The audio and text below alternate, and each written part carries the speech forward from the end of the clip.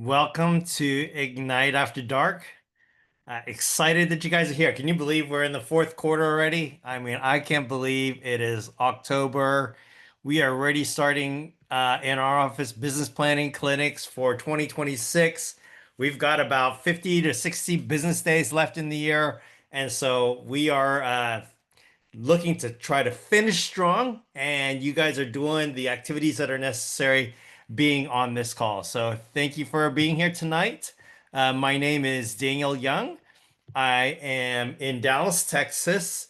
Currently, I've been in real estate for 10 years. I've been on our leadership team for ALC for 10 years. I'm sorry, for 4 years. I am currently the interim team leader also for our Keller Williams urban office and also our Midtown office. I just got KWU certified, so I'm super excited about that. My heart really is to be able to teach Quantum Leap. Quantum Leap's been an incredible curriculum for me during a season when I really felt like I was drifting in life, trying to figure out who I was, figuring out my calling, reimagining what that looked like in this particular season. Quantum Leap was a big part of my life. So it changed my life, helped me get clarity, and my hope is to be able to teach it as well now that I am KW certified. So, anyways, that's a little bit about my background. If you guys can do me a favor, drop in to the chat box your city and how long you've been in real estate. I always like to know kind of where people are coming from and again, the experience that you guys have. Wow, Jennifer, 17 years. I guess you've seen it all. There's a lot of people that say, we joke around. If you've been in the industry for 10 years, you have not seen this market. So, Jennifer, you know what we're going through right now. So definitely love having some people that are experienced that can speak into this market right now. Kimberly, you're in Dallas, 6 years. We got some newer people, 3 months. Okay. 5 months, 6 years. Minnesota, Kansas. I love the different places that you guys are coming from. And again, we're all in different markets. Uh, hey, Juliana, couple months. Yeah, I love it that you guys are all here. Oh my gosh, Bradley, 39 years. You really have seen it all.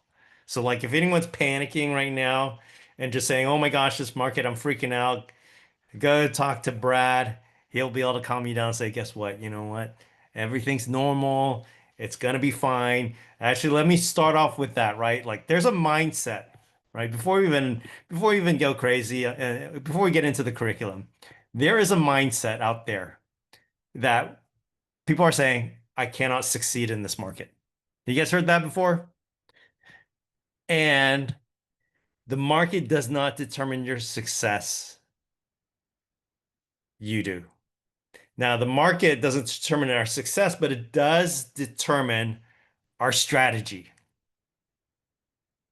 The market determines our strategy. So we actually, if we're doing the same things as we were like 3 or 4 years ago, guess what? The market's really, really different. And so we've got to switch our marketing, we've got to switch our strategy, we've got to switch our messaging to match the market of the moment. So that's really, really important is what strategies we've been doing. It's not that we throw everything out, but we do have to take a look at it and evaluate it. Is it relevant for where we are in for today? So anyways, for tonight, it won't take the full 2 hours. It'll be, so I think what we'll do is we'll just kind of press through if it's okay with you guys, and then maybe we could finish it a little bit early. And then, so I know that you guys, the course is broken up into 4 sections, right? We got the real estate expert of choice. You guys talked about personal branding at the very beginning. In this market, especially with all the changes in the NAR summit, we have to understand our personal brand. We have to understand our value proposition ever more, the more important in this current situation. So constantly, it's a work in progress. It's a um, as you step in, it's going to get clearer.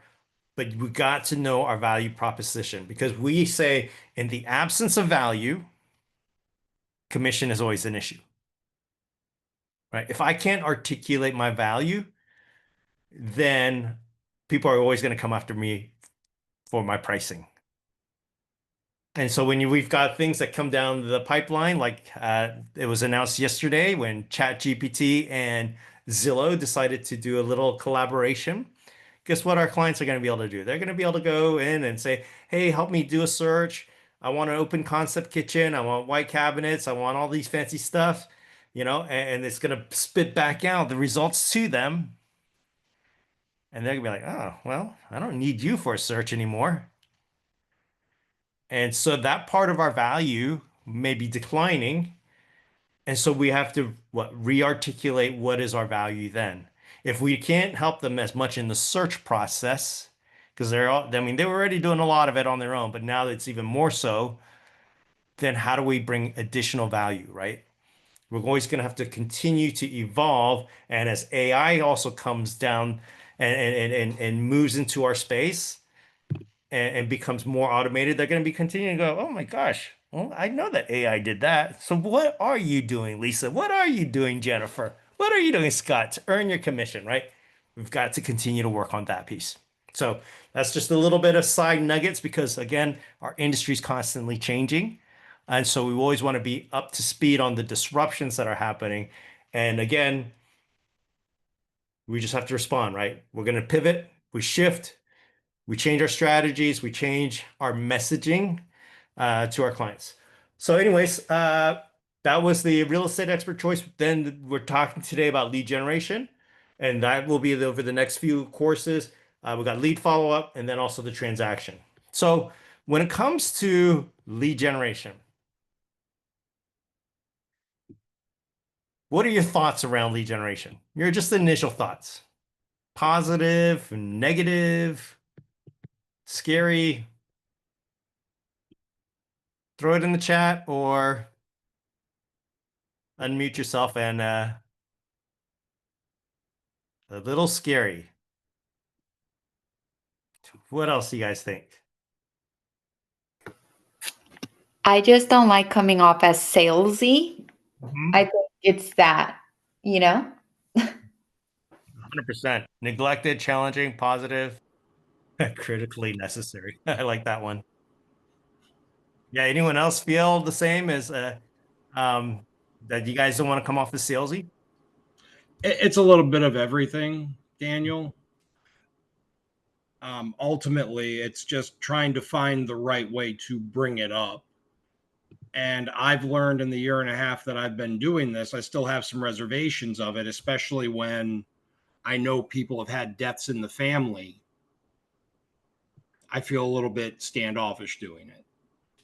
but it's necessary to be yourself and to inject your humanity into everything, because that way I've learned people don't feel like your hand is in their pocket or attempting to go there. Okay. I'm not sure what happened to my sharing, but are you guys able to see my full screen? Or I is it can just see you, sir. okay? What did I do here? Let me see. Hold on. Give me 1 second.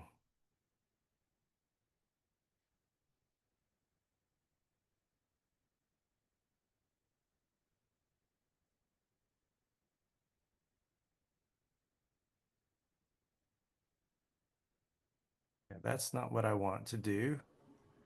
I can see your screen. All right. Now we're back to normal. Okay. Sorry about that. Yeah, so yeah, it's overwhelming. We don't want to sound salesy in lead generation. I think all of us are like that, right? When I first got into real estate, I was literally saying to myself, what the heck am I doing? Like, I am not a salesperson. And then I said, I don't like to cold call people. And I certainly don't want people cold calling me. And I was like, am I in the wrong industry? And the reality is this, is that lead generation, yes, it sounds scary, but that's if we don't have anything to say, right? And if the only thing we care about is, can I get a deal? Then yes, it's going to come across off as salesy. But if I can bring value, right? If I can say I've got something that people are looking for that serves them, that brings something to the table that they need, and I act as an advisor, as a consultant, then it's not going to be salesy. It's not going to come across as that. And so if we think about like a financial advisor, they're there to help us build wealth through our 401ks, through stocks and planning. Like, I don't feel like it's salesy when they call me and says, "Hey, Daniel, I think it's time for us to get together and chat about your financial plan." That doesn't sound salesy to me because they're my financial advisor. Same thing with real estate. Hey, we need to get together. Let's talk about kind of your home, where you're at. Let's have a home annual home review. Right? That doesn't sound salesy to me. And so I think sometimes we got a limiting belief around that. And it's also probably maybe the way that we approach it. Because again, if our only question is, "Hey, who do you know that is looking to buy, sell, or invest in real estate?" And we keep asking that question over and over again, yes, that's salesy, right? So Jenny was saying it's not having what feels like a good value differentiator. Yes, I agree with that. And so again, uh, I love what she said, right? I've had many saying that an agent wasn't worth it and they'd rather pay an attorney. Ooh, that one's good, right? That's a great question. We've got to be able to come and say, how do we justify our commission? Like, would you pay 15 grand for your services? Because if you wouldn't, then we need to come back to that, right? So maybe what we'll do is we'll table the commission part for now and the value piece. And let's start on the beginning part of lead generation first, and then we'll kind of, if I forget to, remind me, and we'll kind of dive into that on the back end. So if you guys got the handouts, if you don't have them, that's okay. I'll be talking through it. I don't like using a PowerPoint or anything like that. So, but our core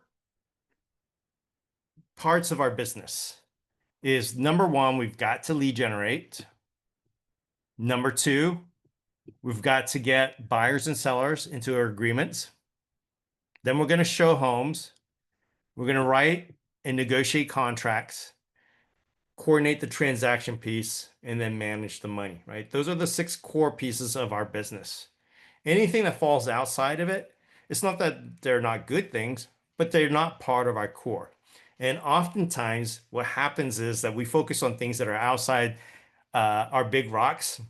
It's the 80-20 principle. 20% of what we do gives us 80% of the results. And oftentimes in business, we go, "Oh my gosh, I'm so busy. I'm so busy," because one of the lead generation myths, right, is number two, I don't have time to lead generate. Anyone feel that way? Man, I've got so many clients. I'm busy. I'm taking them on showings. And really what happens is that I wake up in the morning, I go to the office.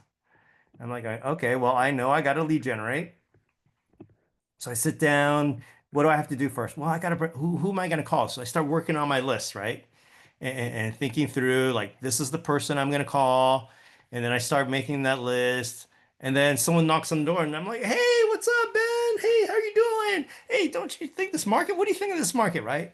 And then we would get back to then I'm like, okay, I got to make a call. But guess what? I haven't had my coffee yet. So let me go get some coffee and let me go back, and then I come back to my table oh wait, someone just sent me an email about a contract. I gotta go to and take care of that. So let me bust out this email before I know it's lunchtime, right? And by the end of the day, we're like, "Oh my gosh, I'm so busy." And you're like, "What did you do? Did I do any lead generation?"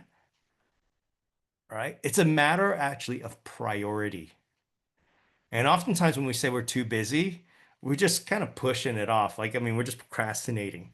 And so there's part of it, we have to change our mindset around lead generation, right? Right now, there's a negative perspective on lead generation. I don't want to sound salesy. Lead generation, like if you look at the list on the fears and myths, I think it's kind of hard. I mean, here's the thing, right? It's not easy for sure, but we know what we got to do.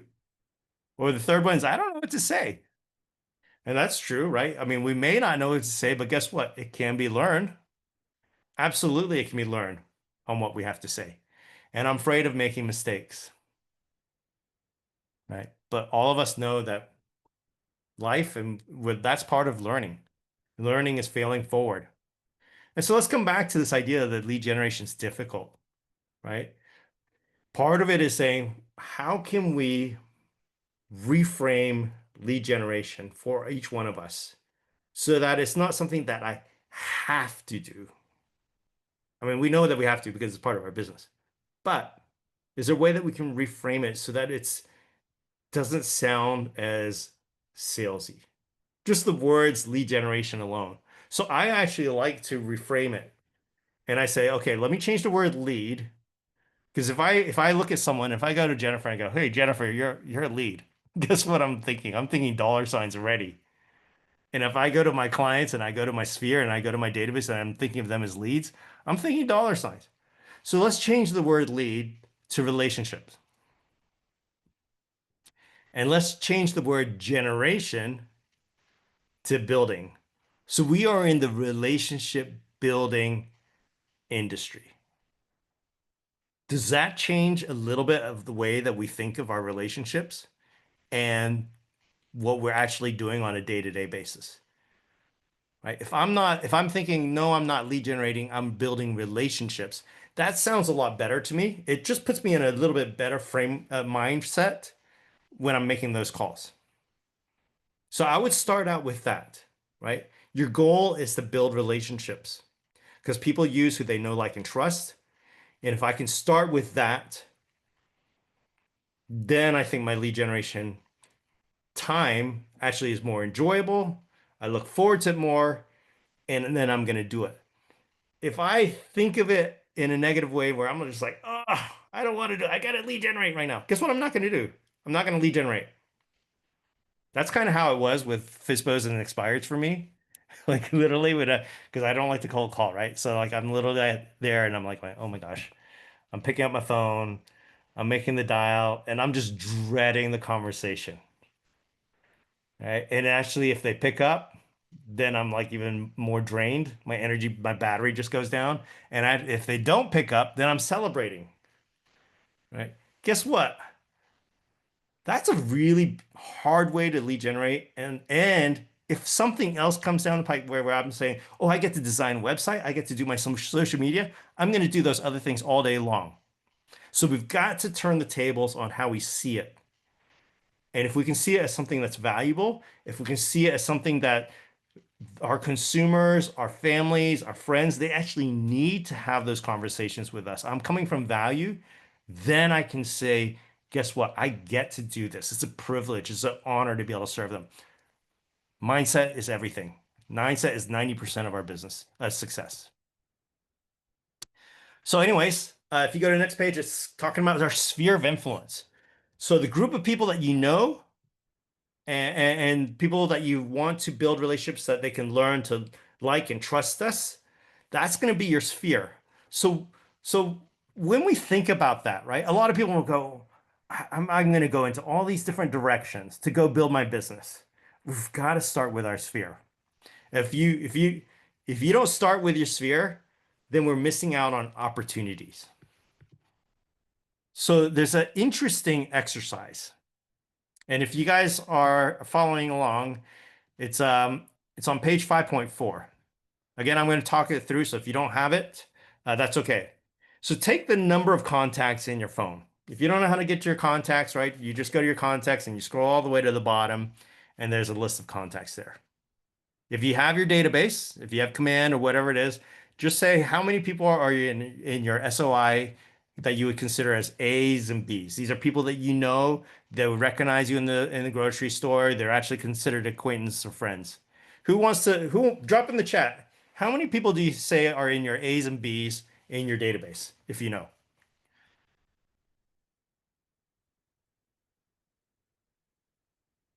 29, 22-ish. All right. Well, if you're in the 30s, you got up that number for sure. 20 A's, maybe 250, 109. Okay. Those are good numbers.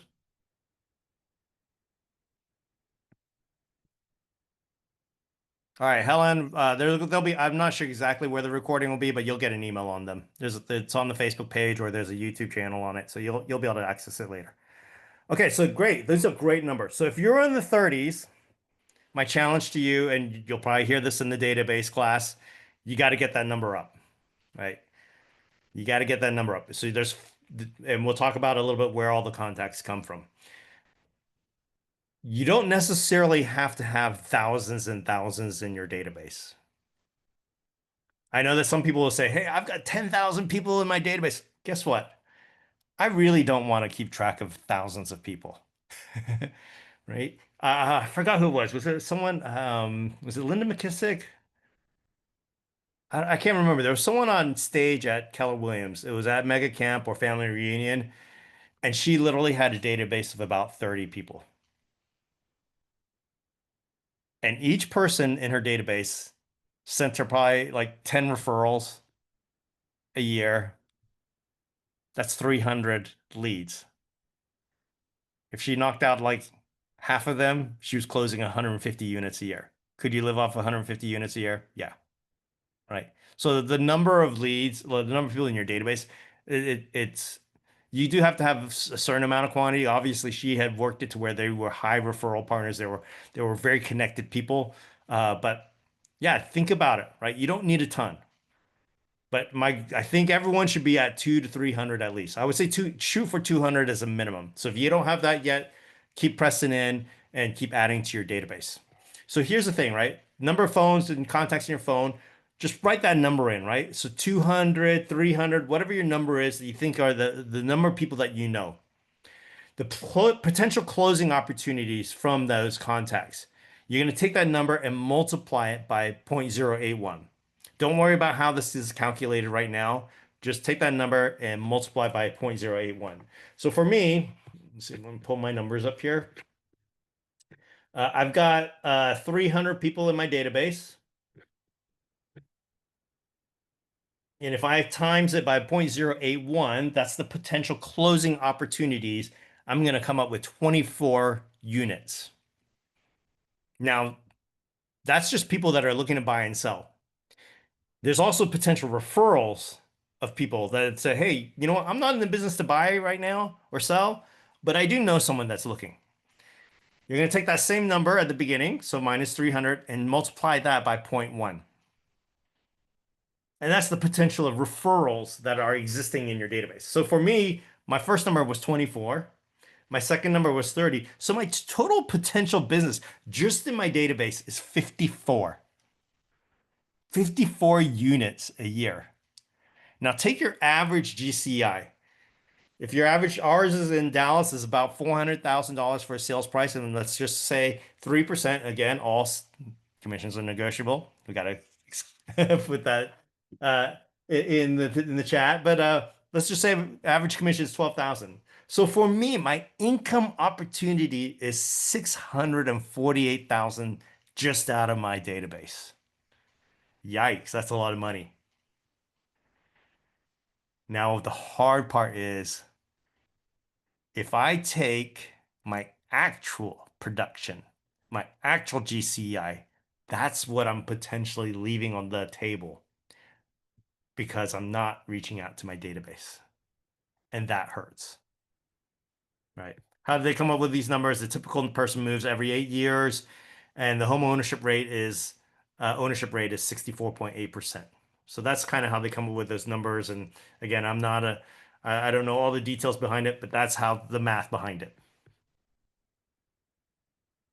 What are your ahas just from that simple little exercise?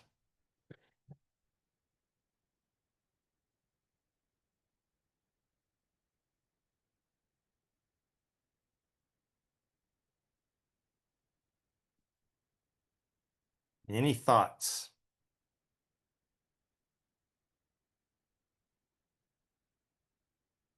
Yeah, Jeff, need to constantly be building and refining my database.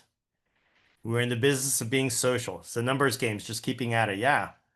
I mean, here's the thing, right? Like too often we try to keep up with the shiny objects. We think it's more complicated. It's like Alicia said, need to be more intentional with my connections, maintenance of my database, cleaning it up. Yeah. Yes. How many deals have I lost because I didn't stay in contact with my sphere? We've all experienced those where literally I have my neighbor that's diagonally behind me. I told him once, yes, I'm in real estate. Just once. Do you think that's enough? I'm like, hey, I did my job. I told him I was in real estate. The next year, I see a sign in his yard, and I'm chatting with him in the back alley, and he goes, "Oh my gosh, Daniel, I forgot you were in real estate. Otherwise, I would have used you." That's on me. That's on me. So we got to be better at staying in touch with our database. We got to be better at communicating. Again, doing it in a way that's not salesy. Absolutely. There's ways to do about that. We will get there. But here's the thing, right? If you are not maximizing your potential just from your database, like you really probably don't even need to go any further than that. Start with your database. Now, I know some of you are very, very young on this call. If you are young, probably 25 and under, and your database is all 25 and under, that's a little different story, right? Now you got to go create your database. So that's a little bit different scenario. So you do have to go work it, and you got a little bit of a different plan and strategy when it comes to working your business. Scott, I can personally attest that I lost out. Oh, wow, nearly 2 million in listings. Yeah, it hurts. It hurts, right? But those are lessons learned. Yes, they hurt. And they're also lessons and reminders for us to say we have to keep working on a database. We got to be better. And it's progress, not perfection. It's 1% better every day. If we can keep improving every single day, we're going to get there. So have encouragement that we've all kind of been in that boat, and we know that we can get better. All right. So after this exercise, the sphere of influence, the next part is this. You've got this little diagram, and it's really just the lead generation funnel. That's what I like to call it. And at the very top, it talks about lead capturing. Lead capturing is just, hey, where am I going to go find people that are looking to buy and sell, right? That are raising their hands. We do it through prospecting and marketing. Then once we get their contact information, the goal is first of all, we have to have contact information. If we don't have contact information, I can't get in touch with them. It's not a lead. It's not of someone that I can build a relationship with. Then once they go into that, they go into my database. Now, how I differentiate between leads and contacts is someone that you have a two-way conversation with. A lead would be simply someone that maybe I've met at an open house. I have their contact information. I might be texting them, but they haven't responded to me at all. That would still fall in my lead category, and I would move them over into contact once we've had a two-way conversation. Now, a lot of times, if you're familiar with the Keller Williams language, especially if you've taken bold before, who are my bold people? We talk about how many contacts we make. And I think we got to be a little bit careful with the language because contacts, again, can be a very superficial touch. Right? Like if I hand out my business card and I'm at the mall, I said, well, we talked. I introduced myself. That's a contact. And it's probably not a really like substantial contact. Like, I mean, is that relationship probably not going to go anywhere? So I like to, instead of saying how many contacts am I making, I like to use the word how many connections did I make? Did I actually go deeper in my relationship with them? Because if I just texted someone and said, hey, how's it going? Happy birthday. And they go, thanks. It's kind of like that whole Facebook, like I'm just commenting on them. Like we really didn't go deeper in our relationship. But if I go, hey, happy birthday. It's been a while. How have things been with you? And they respond, wow, thank you, man. I mean, I'm excited. This big birthday for me. And we celebrated with my kids and we went out to this restaurant. How are you doing? It's been a while. Oh, yeah, my kids are doing great. They're going to school, they're good in college and all that. Guess what? That's called a connection. So I like to use the word how many connections do we have versus contacts, right? And you're going to have to be your own evaluator and run your business in a way. Did I connect with them? Did I get to know them better? Did I tell a little bit about my story? Did I hear a little bit about their story? right? I think, did you guys already learn about the Ford conversation in the first section? I don't remember. No? You'll probably learn this in the database section. But if you haven't talked to your database and or people like in a long time, right? Ford literally stands for, it's an acronym for family, uh, occupation, recreation, and dreams. So that's an easy way to say, hey, if I'm just catching up, so I haven't talked to someone for 3 years, it's a little bit awkward, right? We don't want to be asking for business for someone we haven't talked to in a few years. So let's just start off with a casual conversation, right? Just to reconnect. Hey, how's your family doing? It's been a while. How's your family doing? How are your kids? Oh, how's work doing? And guess what? When you ask about work, what are they going to do? Hey, how's work going for you? Oh, great. Guess what? I started a new career. I'm in real estate now. I just passed my test and I'm excited about it. And do you know anyone that? No, just kidding. Don't ask that question yet. Just tell them that you're in real estate and just let it sit. Recreation. Hey, can you believe it's October? What did you guys do this summer? In dreams. Hey man, what do you guys plan for the rest of the year? And the dreams one is important. Why? Because people move during life transitions. What do I mean by that? They move when, let's say they go, yeah, yeah, guess what? Yeah, well, this next year our kids are going to go into elementary school. Oh, really? Okay. Do you guys like the school that you guys are connected to? Well, actually, you know what? When we moved here, we didn't have kids. We didn't even think about the school. We actually really don't like the school. What does that do? Ding, ding, ding, ding, ding, ding. They're raising their hands to say, hey, we're actually thinking about moving because we got to think about where the elementary school they're going to. Right? We're looking for signs for life transition. Oh yeah, hey Miss, hey, so what? Guess what, John? Hey, how are you doing? Well, man, it's been actually a tough season for us. My dad, he's not doing so well. He's getting older, he can't get around. So we actually moved in with us. Oh, and so what about his current house? Well, I mean, we're trying to figure out what to do with it, and then we probably need to cash out of it so that we could save some money. He's gonna need some medical care. Potentially go into assisted living. Just raise their hands. They're looking to sell the house, right? So those kinds of conversations, look for the life transitions that are going on.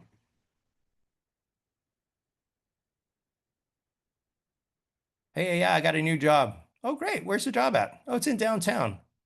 Don't you guys live like an hour north of downtown? Yeah. Ooh. Do you get to work from home? No, I'm so mad. Like they're making me go back 5 days a week. Whoa, potential move, right? So those are the things using the Ford conversation. The Ford conversations, all it is to reconnect. Reconnect with your database. You go deeper. You're not selling real estate yet, but you're listening for the story. You're coming from compassion and you're coming from care. That's how you don't sound salesy. All right. So as you think about just the model and where it goes, right? The big thing that I think a lot of us will struggle with is this idea of prospecting versus marketing. We think naturally we're in sales, so guess what? I'm just gonna run some ads, put my name in that magazine. Marketing is expensive, and it's not our first choice when it comes to lead generation. We have a saying in Keller Williams, you want to lead with revenue, which means if you ain't got money, don't spend it. You want to do the things that are free. Reaching out to your database and making those calls is free. Leverage all the free stuff before you start spending money. I see a lot of people try to take shortcuts and say, hey, guess what? I'm going to go spend some money on Zillow, buy some leads. They are literally getting worse and worse. Like we just had a big team in our Dallas office that just they were spending an incredible amount of it on Zillow, and they just got out because it was not worth it anymore. So there's no easy button when it comes to that. And what I would recommend is if you choose to spend money on leads, allow or use that lane as a secondary source of income or leads versus primary. Because if it's your primary source and you're dependent on that source, the moment it goes south, you're out of business. You've got to build it on a foundation, which is you're in control, right? This is your database. This is your business. You own that space. Let that be your primary source and then use the other things to kind of come along and supplement. So that's my recommendation on it. Of course, I use everything that's free, especially in the slower market. We talk a lot about red light, green light of your expenses. Actually, I got to go through all my subscriptions because they're starting to ramp up. I'll do a little side note here. Oh my gosh, there are so many AI apps right now, and they're all about 20 bucks a piece. And I'm like starting to have to like say, okay, well, how can I reallocate my expenses so I can start pouring into AI? It's tough. I'm just like, oh my gosh, there's so much out there. But anyway, side note. But we do have to manage our expenses, right? Listings, they may not all sell. So you may say, oh my gosh, I've got 5 in my pipeline. We probably should only budget to say only 3 are going to sell. The other 2 may not sell. So don't necessarily count all of it as income. Even buyers, oh my gosh. Are you guys seeing the buyer? I don't know. Everyone's market's a little bit different. Some of you are still in a seller's market. Has shifted. And these buyers, ooh, they are asking for the world and they want the perfect house at a discounted price. And they're willing to kick that can and try to time it. Like I think they're serious buyers, and I don't know. They don't seem very serious to me. It's actually kind of weird where they feel more urgent in a seller's market because they feel like they're going to miss out. And then in a buyer's market, when the opportunities are there, they're like, I can wait. I'm like, this is the time you should be more urgent. You can get a great deal. So kind of manage your money on that side. But marketing, right? Marketing is going to be very intensive. It's actually going to be a little bit more long term. So prospecting, where you're going out organically building relationships, where you're taking the initiative, that's the best way to grow and build your business in terms of lead generation. I did want to say one thing about lead generation too. What separates an average agent from a successful agent is the ability to go find business. What separates the average agent from a successful agent is the ability to go find business. If you have a restaurant and you have the best food in town, the best customer service, the coolest, hippest vibe, and no one knows about you, you're out of business. And the same is true with us. We've got to let people know that we're in real estate. We've got to bring value to let them engage with us, to let them know that, hey, we are going to be their number one resource when it comes to anything real estate. So understand that, right? Because again, what happens is a lot of us, we focus on, hey, if I'm just going to be the real good at doing the transaction, real good at contracts, open the doors, then I'm going to be good. And that's a very transactional way of looking at it. We've got to be more business oriented. We've got to be more relationship focused. And what separates the average from the successful is the ability to go find business. So that's why the prospecting part is so important. It's time intensive, and it's the way for us to really go about getting the business. So on page 5.7, it just talks about the definition of between a database and a smart database. All it is we could have, again, 400 people into our database. And if we're not doing anything with it, all it is just a container holding our contact information, right? We've got to say, as I'm looking at my phone, right? The conversation is the relationship. The conversation is the relationship. So if I look through and I'm like going, okay, if I looked at my past conversations, if I looked at my past texts and my past emails, what does that conversation look like? And I think in this culture, we tend to rely a lot on text messages, and you can't build a relationship on strictly on text. The text is there to set the stage for the conversation, for the in-person, for the voice, for the call. It's there to prepare it, right? Set the way. So, again, I don't say that there isn't a place for it, but it can't be your only way of communicating. You got to layer different ways. So, you know, we call this layering where some of it's gonna be text, some of it's gonna be email, some of it's gonna be phone call, some of it's gonna be in person, some of it's gonna be note cards, right? Note cards are actually really good. I think they're better than emails now because emails people just get so many spams and promotions and stuff like that. And guess what? They're not getting any bills anymore, so their mail's starting to, I say mail's starting to decline. I think we still get a ton of ads and stuff like that. But hey, if they get a card from you, that stands out. That really stands out. So don't discount that. All right. Let's see. So we kind of talked about relationship touches. Um, Now, your sphere of influence. Where are we going to go get these leads? Yeah, where are we going to build our relationships? Where are we going to grow our database? So obviously, you got immediate family, you have friends, you got relatives. I mean, just think about your neighbors, right? Who is it that you want to know and connect with in your neighborhood? Maybe it's your past coworkers, people that you used to work with.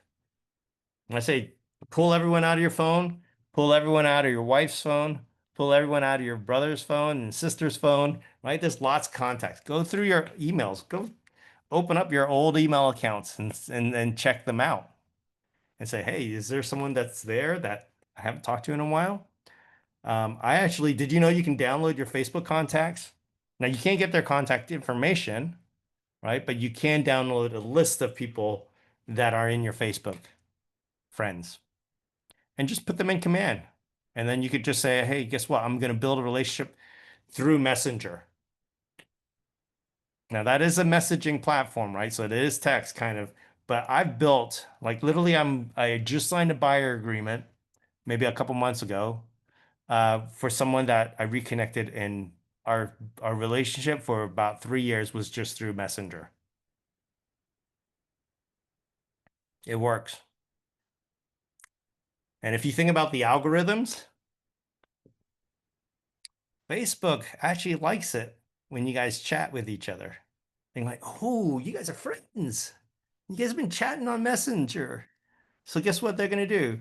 When I post something, they're going to see it. Because we know that the algorithms, you probably, I don't know, I'm going to make up a number here. I'm assuming my posts reach about 20% of my contacts. And so if we are connected through the Facebook algorithms and Messenger, guess what? They're going to see my post. So when I start posting about real estate on social media, they're going to see it. Facebook's kind of creepy. I don't know about you guys, but one time I was literally like, I probably hadn't seen someone for about 3 years, and I saw none of their Facebook posts. I don't even remember. Like, and one day I was eating at a restaurant, and I saw them, and I was like, oh my gosh, we haven't seen each other for blah blah blah, right? So we just catching up.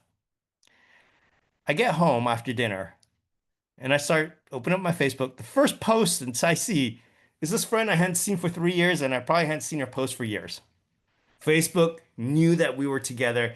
They knew that we had reconnected, and the first thing they saw was our post, right? So the Facebook has this thing where the more connected you are, then the tighter your relationship is. So one of my recommendations is, you know how we say happy birthday on people's and the comments and all that stuff? Like that is the biggest waste of time. Like don't do that. Instead, go through Messenger and say, hey, happy birthday, and then start a conversation. Hope you have an amazing day. Man, it's been a long time. How have you been? And guess what they're going to say? Oh, I'm doing great. And then they start to just keep the dialogue open. And then all of a sudden now Facebook sees you as friends, right? Very organic. It's a great way to catch up. And it's kind of actually sometimes it's amazing because sometimes I get people and they're like, oh my gosh, it's been a real hard season, right? My dad, my mom's going through cancer and chemo treatment and stuff like that. It's been really hard. And I'm like, oh my gosh, I'm so sorry. Let me pray for you. Let me do whatever. I mean, it's been amazing, like how sometimes just a simple, hey, how have you been doing, takes it in a completely different direction. I had no idea it was going to go, but man, it really actually brought our relationship deeper. And then maybe at that point in time, say, hey, man, what's your number? I don't have your number anymore. Let's catch up via phone real quick, and then I just want to be able to see how I can help you, how I can serve you, just and see how your family's doing, right? But think about just again your platforms for reaching out to people, right? It could be sports groups, it's your hobbies, it could be church, um, soccer clubs, or your kids' soccer games, whatever it is, right? These are all platforms for people that you can connect with to continue to grow your database. And we just want to stay in touch with them. The relationships may go somewhere, they may not, right? Actually, I heard one of the my biggest ahas from Mega Camp a couple years ago was if there's someone in your database that when you pick up your phone and you're like, okay, they're on my list to call, and I'm looking at my phone and I'm like, "Ugh, I don't want to talk to them. Like, kind of like my Fizbo expires where my battery starts to go down. Like, if that's how you feel about someone and they're in your database, just take them out. What the aha was is every year we actually should refresh our database because when I'm making calls, I want to keep that energy going. I don't want that momentum to stop. And if I keep hitting these people that I'm like, I don't know. I mean, you don't necessarily have to take them out of your database. You can just throw them on an email campaign, but they don't need to be on your list of the people that you're calling. Right. So refresh your database so that when you're making these calls, it's like, man, I look forward to catching up with these people. These are people that I want to talk to. I want to catch up. I want to see how they're doing. I want to ask about their family. Right. And then you keep that momentum going. So that's a great aha that I had. And I never thought about it as like, yeah, why am I calling people that I don't want to call? Like, I want to work with people that want to work with me, and I want to work with people that I like too. It's a two-way street. So yeah, you just did this year. That's great. I love it that you're actively already doing that. Because that I think that's a game changer. I think that's a game changer. Again, we want lead generation to be a positive activity, not a negative activity for us. Um, so yeah, continue to grow your database, continue to grow your influences. Um, so your lead generation best practices 5.12. I'm like really going fast through this material. You in general, you want to have probably max 3 lead sources. So that would maybe be my database is always going to be one. Open houses could be another one. And then agent to agent referrals. That's my 3. You don't want to necessarily get the most successful agents probably have 3, maybe 4, and not many more than that. And the reason why is we could literally just like spread ourselves way too thin. So what we want to do is there's enough business in those lanes to run with and to have a successful business. What are my thoughts on seminars? Seminars are great. I love seminars. So if you like again, here's where the magic happens, right? If I go to if I say, hey, our office has someone that is knocking it out of the park with 100 units, and I just take their playbook and I go to Michelle and I go, hey, Michelle, here's the playbook, go run with it. I mean, they crushed it with 100 units. Guess what? it may not fit Michelle, right? Because again, she's wired differently. She's a different person. She's a different season of life, has different passions, has different personalities, right? So what you got to do is you got to say, okay, when I look at my training and how do I customize my strategy out of what lane I want to run in and who I am. So the idea with seminars is I love school teachers. They make one of the best realtors because they come from already from a heart of service to serve, and they're great educators, right? And so they like to teach. And so seminars is a phenomenal lane for those that have come from an education background. And plus, I also say if you could lead a class of 30 kids, you can do anything you want. So yeah, but know that is, are you a teacher, right? Are you a teacher at heart? Do you like to educate? Because if you do, seminars might be your lane. So you can say, okay, I can do first time home buyer seminars. I can do investor seminars. I can do senior living. Guess what? My parents are elderly. Like there's a lot of stuff there. So if you want to be part of the Keller Williams planner community, there is so much gold in that where they talk about trusts and wills. Oh my gosh, half of us don't have our stuff together. POAs, there's so much value there. I mean, you talk about having coming from a consultant and advisor background where I don't want to sound salesy. That's a phenomenal lane to run in, where you say, "Hey, guess what, man? I started helping this out, or my family's going through this. We realize that we've got a lot of things that we don't have together, including our POAs, medical power of attorneys, all this stuff. I mean, I would have a question. yeah, go ahead.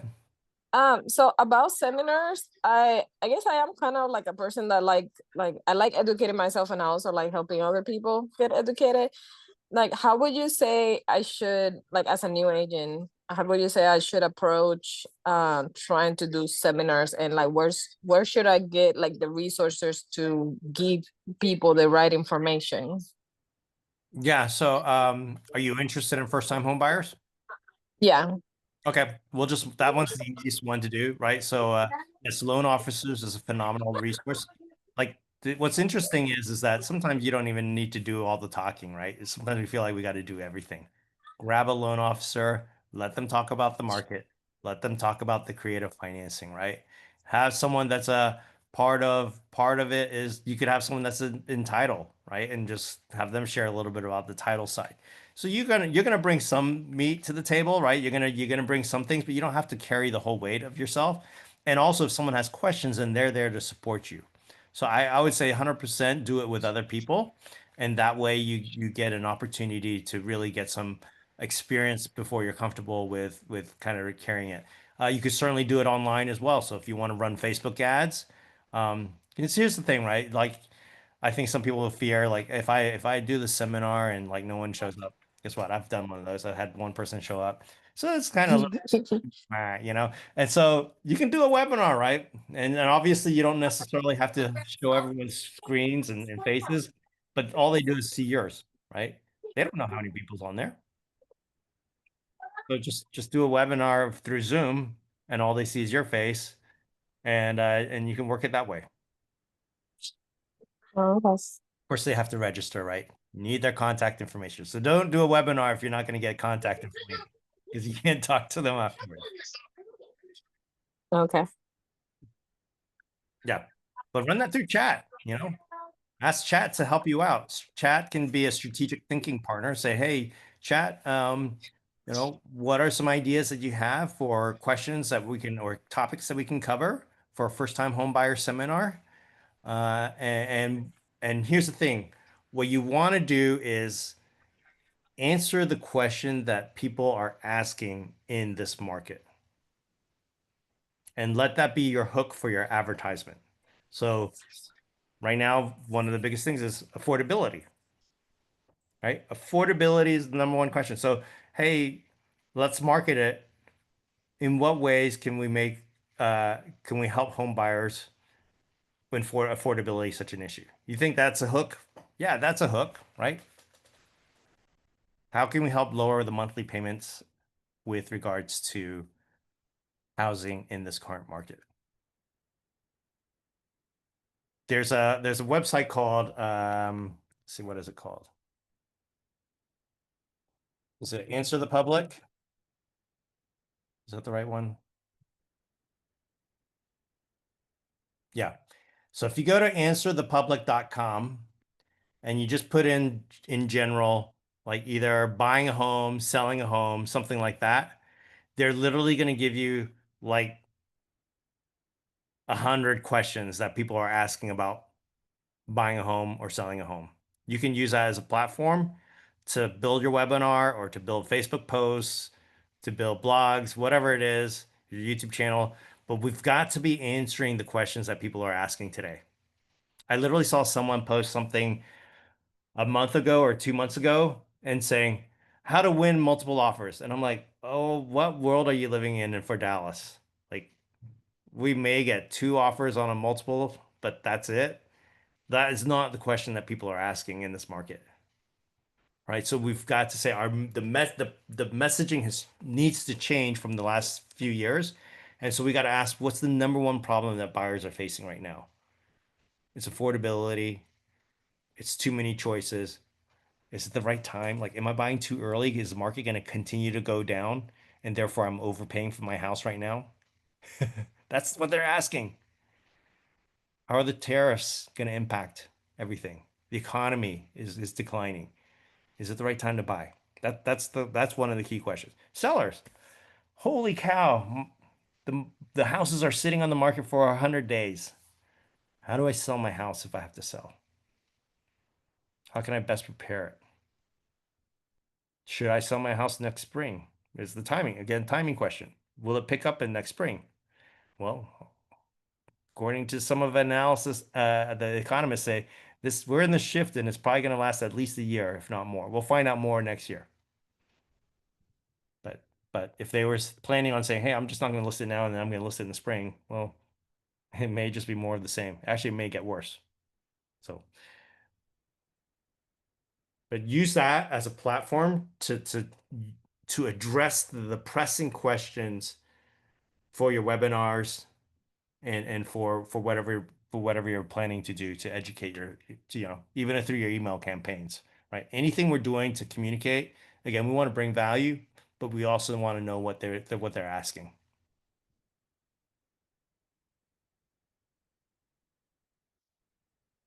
So I'm going off on a lot of different side tangents, but hopefully it's still of value for you guys.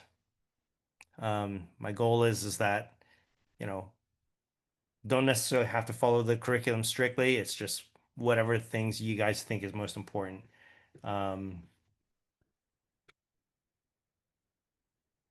lastly, in lead generation, you got on a time block. So that's one of the hardest things for us to do is literally like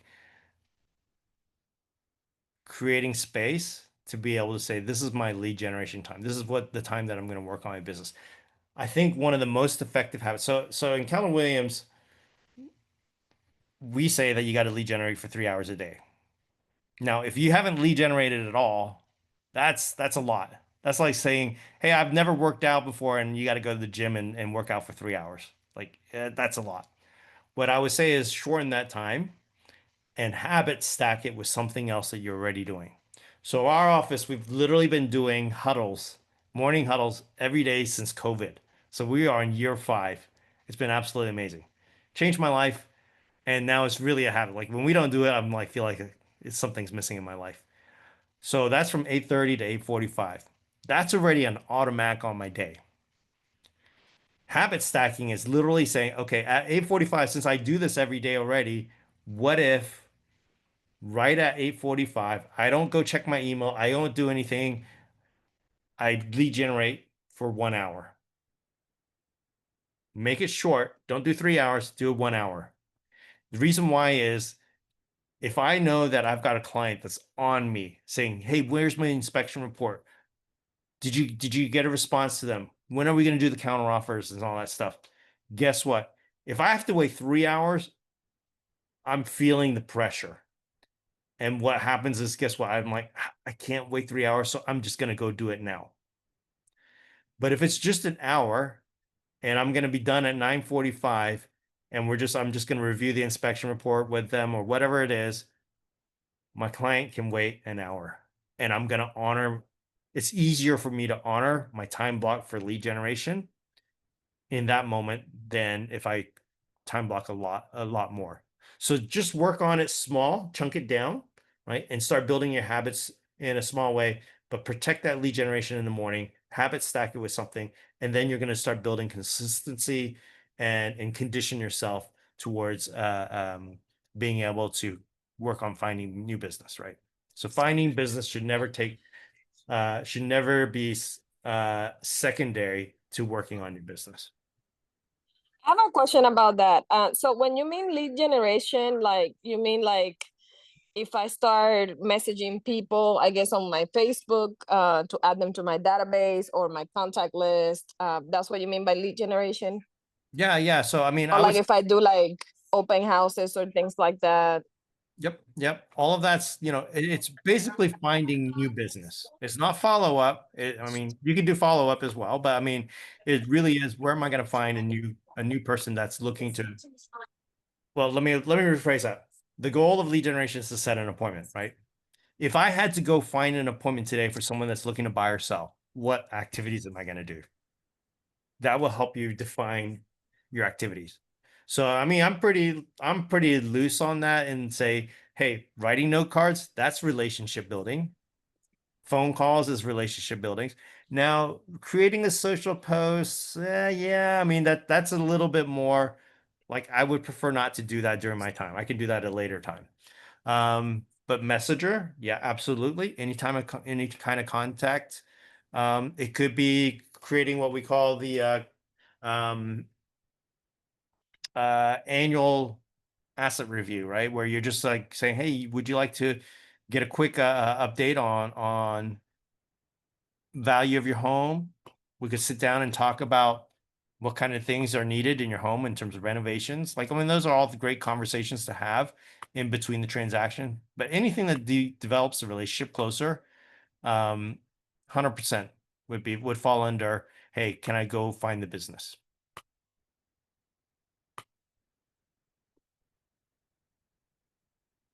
That's a good question.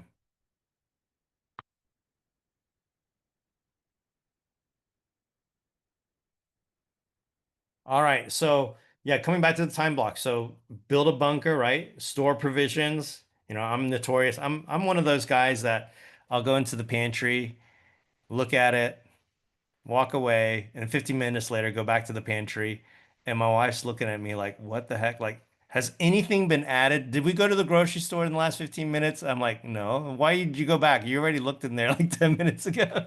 So, store provisions, right? Have snacks available so you don't have to leave where you're doing your lead generation. Sweet for minds. Like, I mean, if your phone and Facebook is constantly distracting you, disable your Facebook for just that hour, right? And so that you can focus on what's most important.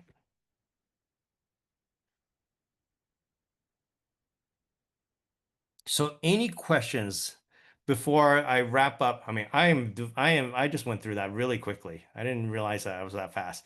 But what we can do is I promised you guys at the beginning we'll talk about the commission and we'll talk about buyer value. So we can go down that road. But based on just the preliminary or what we had discussed so far with regards to lead generation, database, where to find contacts, what activities we can do. The next few classes are going to focus on open houses, database, and stuff like that. So there's going to be some of that content in the next classes. But what questions would you have for me with regards to the things we talked about or lead generation in general?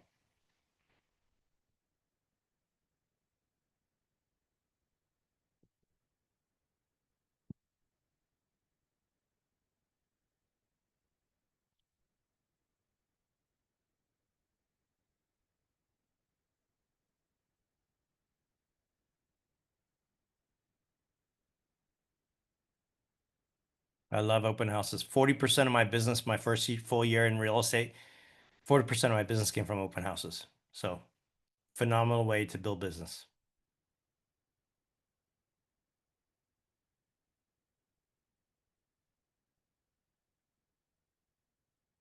Scott, what's the easiest way to have a general conversation with someone at a retail or grocery store? So someone that you don't know?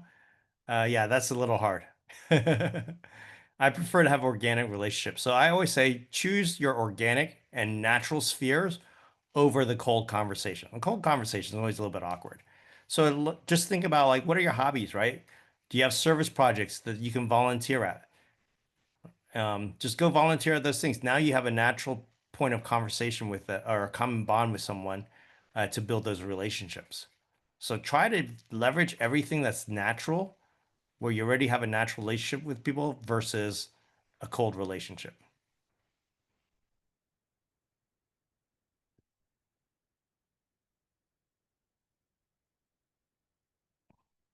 Yeah, that's about, I mean, here's the thing, right? You can talk about real estate, right, on your social platforms, right? I mean, and it doesn't have to be salesy, but what you do want to do is um make the customer the hero or talk about someone else aside from yourself. Like people are tired of us saying, "Hey, guess what? I closed the house, blah blah blah blah."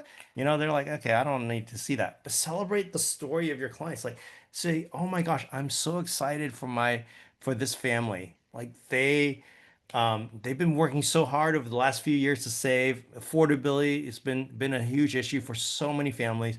I'm so excited that they're finally on this journey to be a first-time home buyer. We found a phenomenal home for them. Their kids are going to be creating incredible memories. They got into the neighborhood they wanted, and I can't wait to see their kids grow up. Something like that, right? We celebrate them rather than say, "Hey, look how awesome I am. I negotiated this and blah blah blah blah." Like people don't want to hear that. Yeah, I'm not a big fan of paying for leads. Just come across a company that helps you get leads for money. Like in general, those most of those are going to be what's the word I'm looking for? They're not bad leads, but they're getting more and more diluted. Let's put it that way. So what used to be high quality leads that you would get and like you would close 50% of them, the amount of work that you're having to do and the amount of money you're paying in general, it's very the value's not there. So my recommendation again is lead with revenue, do everything for free. Open houses are free. Social media is free. Um, Calling your database is free, right? Go find your top 25 people that you know are going to be your champions. Take them out to lunch. It's a great way to catch up, have coffee. If you don't want to pay lunch because again finances are tight, and if you keep adding, oh my gosh, going out to eat is so expensive these days. Go take them out to just have coffee, right? And catch up.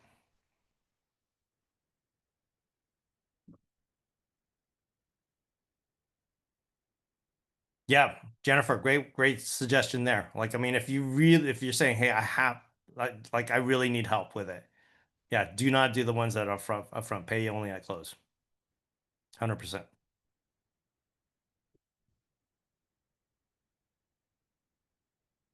Here's the thing, right? Understand where the opportunities are in this market. So one of the things that I'm doing right now is I'm calling all my friends that are investors, not the big investors that have 100 investment homes. These are like families that are looking, maybe have one investment home, maybe have two, right? Say, guess what? Our market is slow and there's an opportunity to buy an investment home right now. Would you be interested in this opportunity? Let's meet, right? Let's have a conversation. I'm in a generation where we are starting to hoard homes because guess what? We are concerned about the affordability for our kids to be able to get homes. If Dallas becomes Austin, where the entry point is $600,000 and your interest rates are 6%, they can't afford a home. So guess what we're doing? We're hoarding homes. We're buying homes for our kids to be able to pass it off to them. So guess what? Have that conversation. Hey, John, have you ever thought about legacy homes for your kids? Legacy home, what's a legacy home? Are you worried about the pricing of homes and affordability for your kids? Can they afford it? I mean, they've got student loans, rent is at an all-time high. Like, how are they going to be able to save money for a down payment? Well, yeah, it's kind of hard. Have you ever thought about buying a home for them so that it sets them up for future success? Oh, tell me more. There's an opportunity in every market. You just got to see the market differently. So sometimes you got to create the demand. Hey, would you like to be on my best buy list? I'm constantly looking at investment homes that would cash flow that would make sense from an investor standpoint. Would you like me to put you on my best buy list so when I stumble across these, that I can send them over to you? Right? These are conversations you can have to be able to create demand to create business. And guess what? That's not selling them. I'm not selling them anything. They will automatically, they appreciate you for that. Oh, I'm so glad you're thinking of me. That's a great suggestion. I would love to at least have that conversation.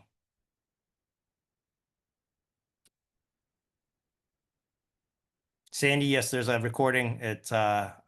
You should get an email from Ignite when they post all the recordings. All right, so let's go to buyer value. It's not really part of the class, but it's very important, right? So I had a client.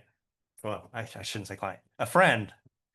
I helped them move into a rental home, and they came up to me and goes, "Hey, Daniel, we're looking to buy. Would you work for 1%?" And I'm like, I was like, okay, I don't really want to do that. And then as I was talking to them, they were like, okay, well, we need your help with opening doors so we can see the house, and probably really only, like afterwards for inspections, we need you to open the door again. And I'm like thinking about it and I go, they just see me as a door opener. That's all the value they saw. And guess what? I was like going, if that's all I'm bringing to the table, I wouldn't even pay 1% for that. Like literally, that's too much for just being a door opener. But that's where we have to say, guess what? We haven't done a good job at articulating our value. I think one of the things that came out of the NAR settlement that is good is that we have to now justify our commissions on the buy side. And the sell side, we used to do that. Like, hey, this is what you're getting. You're getting my marketing package. You get whatever, photos, staging, whatever it is, right? This is what I'm going to do. On the buy side, it was like, yeah, what are you guys looking for? Okay, let's sign and let's go. Like, I don't even talk about what I'm going to do. And so this has slowed it down for us to where we do have to look at it. So here's one thing that I like to say. People are willing to pay for experience. So there was a story about Picasso, and he was at a restaurant, and someone goes up to him and he goes, "Oh my gosh, it's Picasso!" Like, wow, like, hey, can you draw me something? So he goes, "Sure, yeah," And he pulls out, he grabs a napkin off the table in the restaurant. He draws something for like 30 seconds, and the guy's like, "Oh, this is so cool." So the guy reaches out to go grab it, and Picasso pulls it back, and he goes, "That will be $1,000." And the guy's like, "What the heck? Like, literally, it took you like 20 seconds to draw that thing." And he goes, "No, it actually took me 20 years to draw it because of his experience," right? That's the value that we bring to the table. When I walk into a house and I'm like going, okay, I see that. I see foundation stuff. I see all these things. Like I tell all my clients, I say, you look at the pretty, I'll look at all the red flags and reasons why you should not buy the house. And I identify all that stuff probably within a couple minutes. And they could easily say, hey, Daniel, like, you just basically spent a couple, like 20 seconds telling me what's wrong with the house. Like, that's not really valuable. Like, I mean, it required no effort from you. Well, why did it require no effort? Because literally I've seen 1,000 homes. I've sold 100 homes. Like that's what they're paying for. That's the experience. That's the value that we bring to the table. If you're a newer agent, what they are paying for you, they're paying for your association with your office. You get to work with me and my team and my office of agents that I'm connected with that have years and years of experience.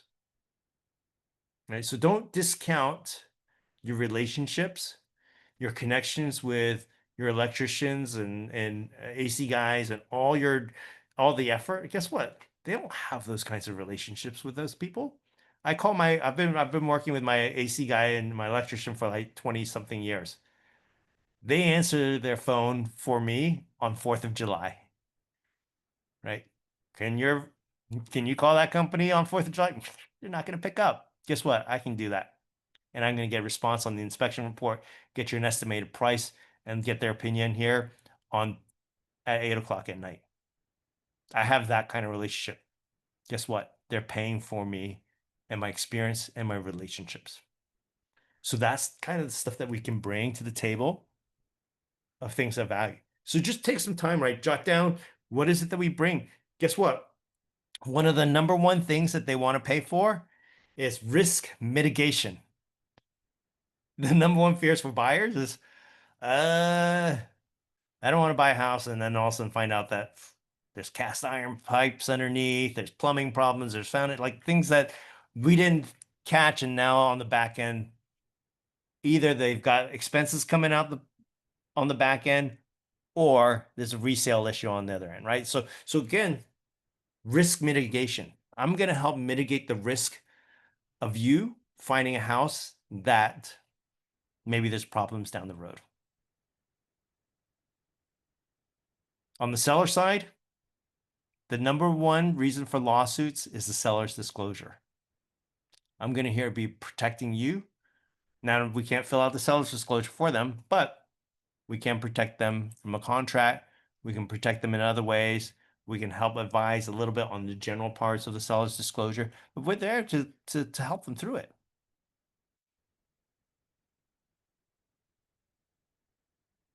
What are some other things while we're in this conversation that you say, hey, this is value that we can bring to the table? Let's just mastermind for just a few minutes.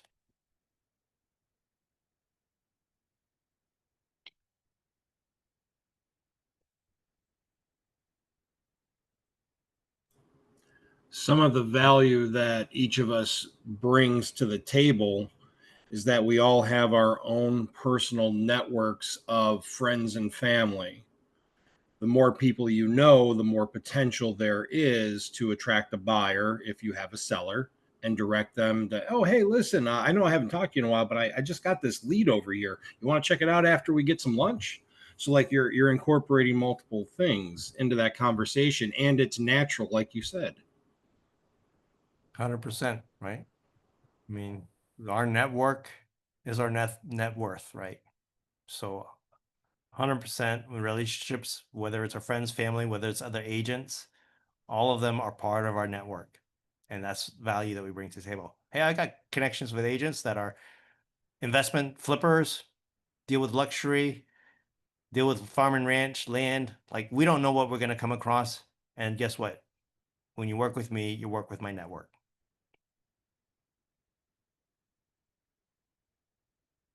What else you guys got?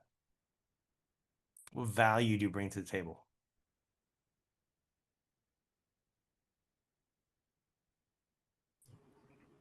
I know for me personally, I'm an Army veteran. So if I know that I'm working with a veteran or someone that's perhaps a little bit more vocal about being patriotic, it makes it easier to have a connection.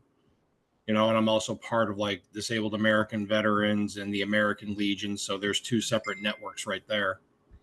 Not every civilian knows about these places, even though they're in the public eye, but you have to be a veteran in order to be part of them. Yeah, 100%.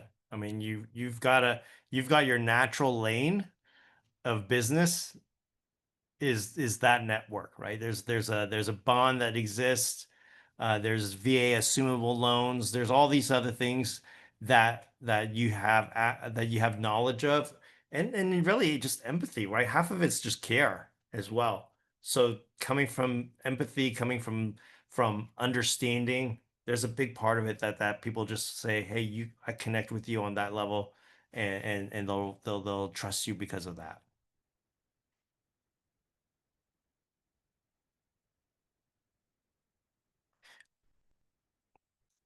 So Taya says, not afraid of challenges, thrive in the chaos. So one thing I want to do, is also say there is an expectation that we are competent, right? So when we talk about what stories, how people will see value, is there's a general expectation, hey, we should we should be able to do a contract, we should be able. What makes us different is the story that we can bring to the table, like the experience. So think about experiences as well, in terms of that. So because that's what the story is going to be told when they're done with the transaction. That's what they're going to remember. Down payment resources, yep, 100%. Calculators, how to use them, education, 100%. So again, access to all the financial data. I really think, Lindsay, compassion is going to be huge in the age of where technology is becoming so prevalent. The one thing that we need to remind ourselves is being human is still the foundation and the bedrock of our business.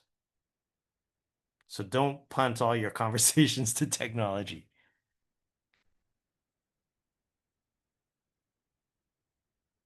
How about if this is of value?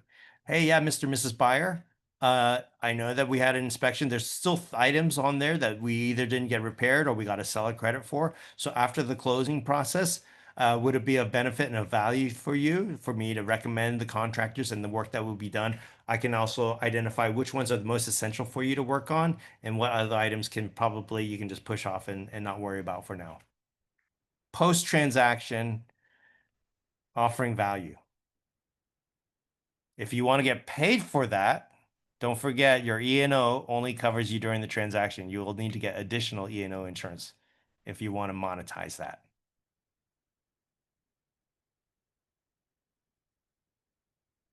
That's actually been one conversation in our office that we've been really hammering on, is what does real estate look like in the future in between the transactions? And is there a way that we can monetize it?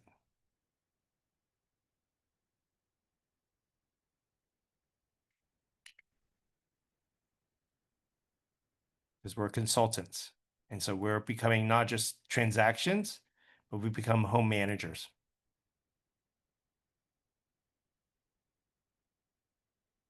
What other things that we can bring of value?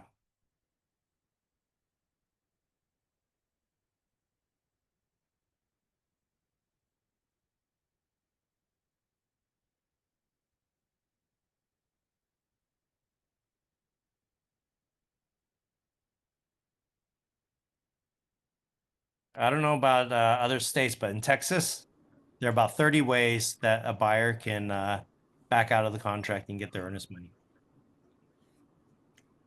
So, Mr. and Mrs. Seller, would you like to ensure that we protect you and minimize those opportunities for the buyer to back out of the contract? Yeah. Most people don't know all those ways. Yeah, we're very buyer friendly here. You know, one thing that I personally like doing when I'm able to have a conversation that goes past, the surface and general pleasantries, is that when I have people in my primary job that talk to me about the cards I've sent out, all handwritten, they didn't know that I did real estate. And I like to tell them about the team that I'm part of, because our specific team, we have our own marketing company. And that's something you don't see very much of.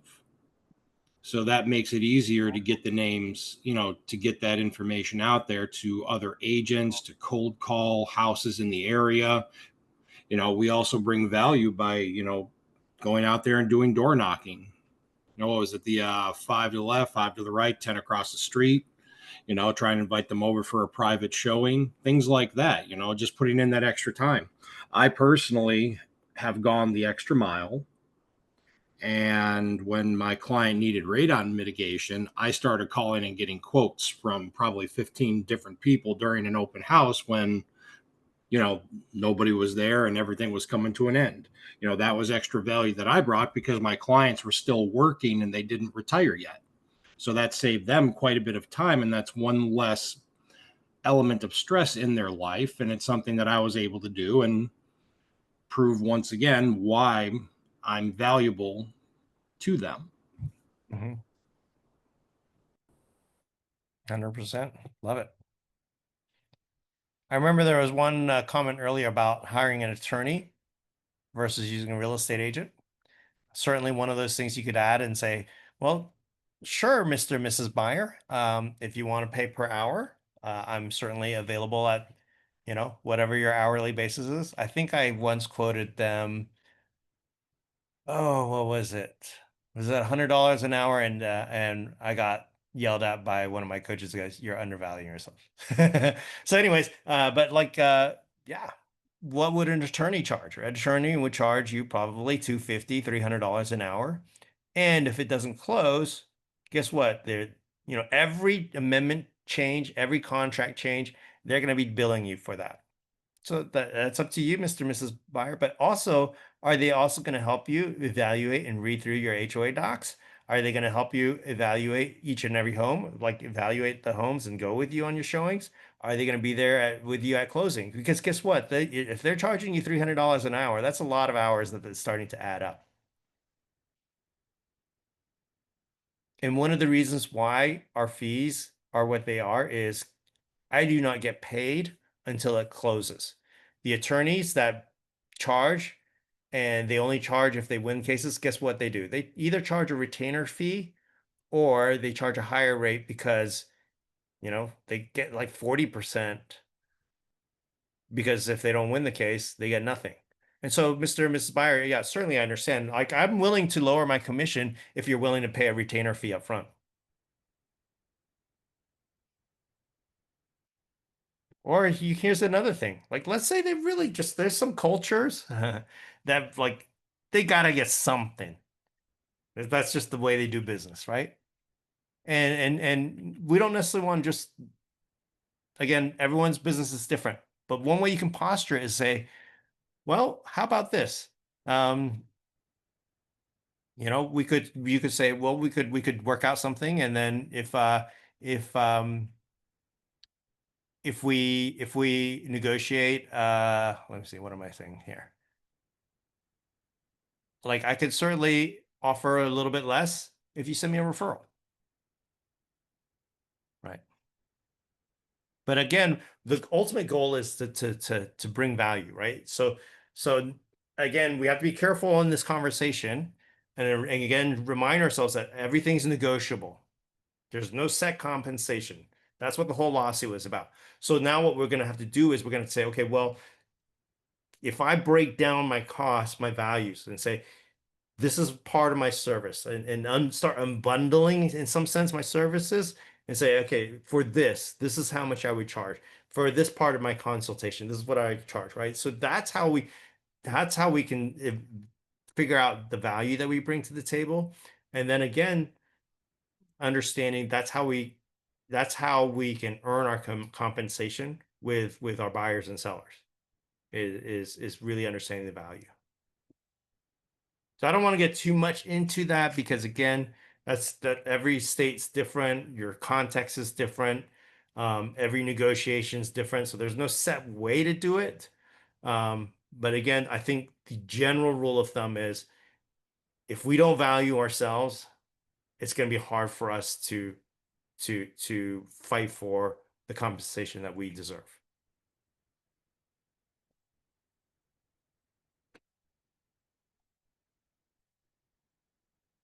All right. Any other questions?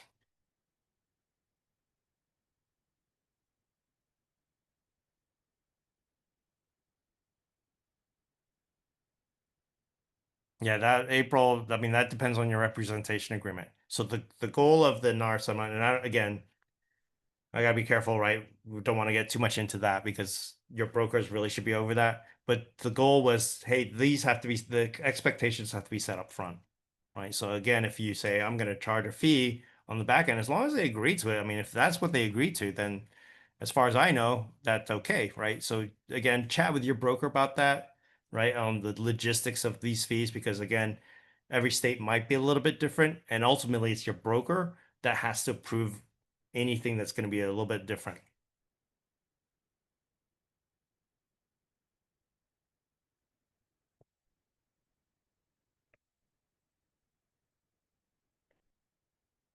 So Leah, right? Difficult clients when we all face them. I think there's a part that we have to say the solution to everything is lead generation. Because if I have nothing in my pipeline, it's hard for me to fire my client. But if I've got enough in my pipeline and I'm like, look, this is not my, we don't vibe.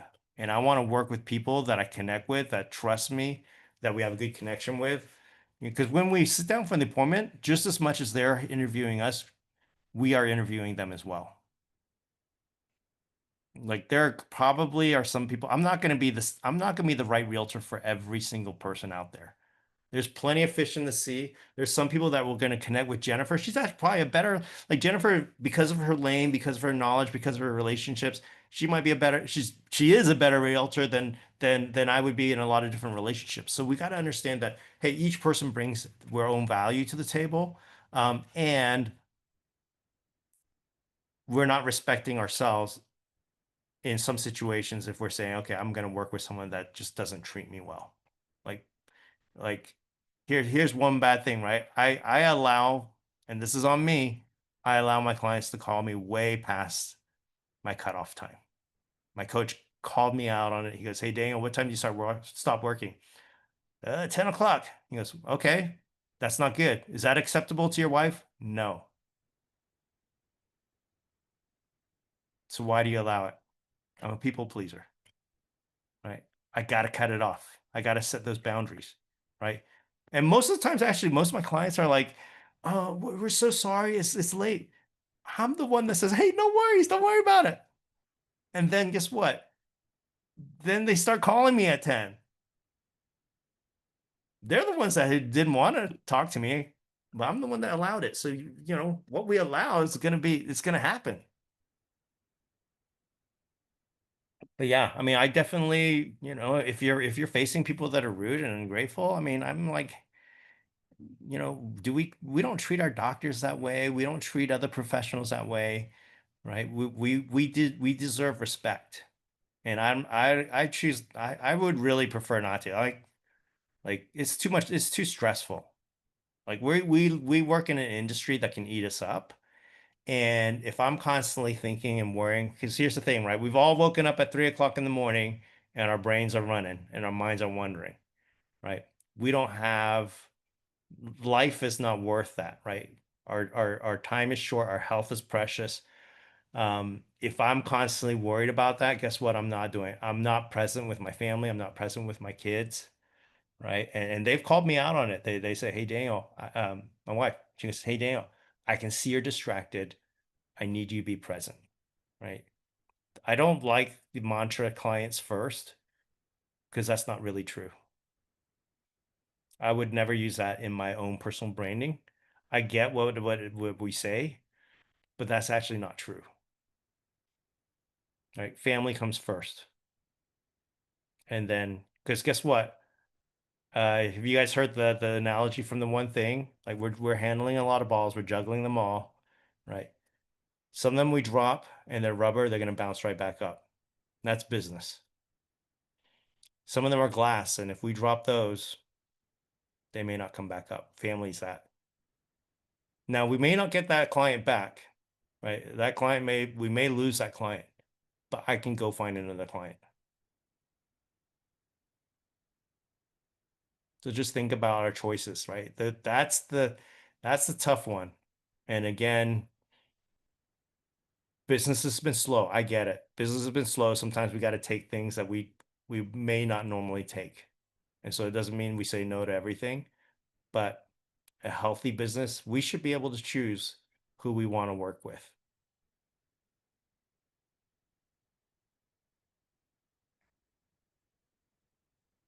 Got to protect ourselves. We're here for the long term, right? We want a business that is successful for the long term. And if we work with people that just aren't healthy, we'll burn out real quick. So protect yourself. The 3 core values exercise. My 3 are responsibility, integrity, presence. And you're right. I don't agree with the clients first. Yeah. They're important. Yes. Just not necessarily first.